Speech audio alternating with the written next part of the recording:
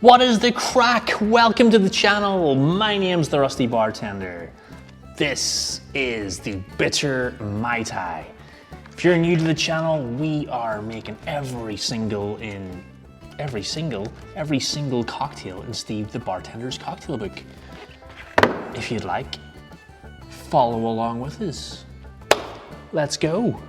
The Bitter Mai Tai is a creation of Jeremy Oertel, creator of several modern classics, including the Artichoke Hold, which we made in a previous video, and the Brancolada. Jeremy threw a party alongside notable Tiki bartender Brian Miller whilst in Williamsburg and wanted to replicate a Mai Tai variation he'd come across that had used Angostura bitters in place of rum.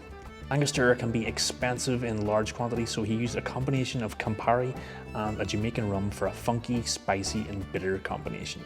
So pretty excited to make this one because we made the Artichoke Hold in the last video. I'll post the link in the description for that one. So Bitter Mai Tai, I like Campari, I like Mai Tais. This is gonna be great. Let's go. Just a note, in Steve's book, the recommended rum for this cocktail is Smith & Cross, but I am using Appleton Estate, which is also a Jamaican rum. Then we're using some dry Curacao, which is going to give us some orange notes in the drink. And of course, Campari, the red legend, which is going to give the bitter in this drink. You will also need some lime juice and some orgeat syrup. So in a cocktail shaker, you'll need 3/4 of an ounce of your orgeat syrup. You're then going to need 1 ounce of freshly squeezed lime juice,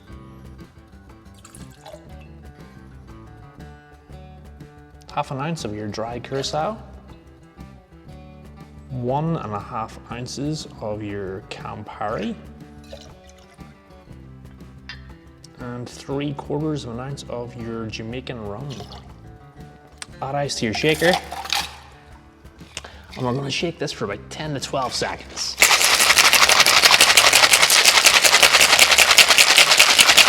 Like and subscribe.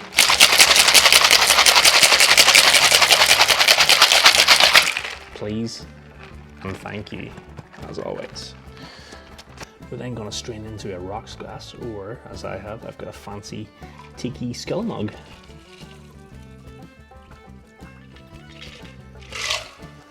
Top up with fresh pebble ice or crushed ice if needed.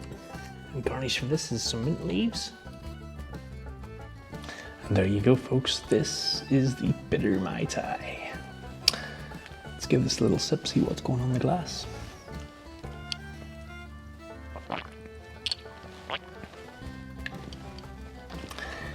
This is a great Mai Tai. Because of the Campari, it's not too sweet.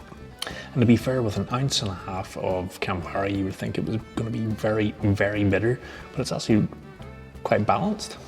It's delicious. Give this one a go, folks. The Bitter Mai Tai.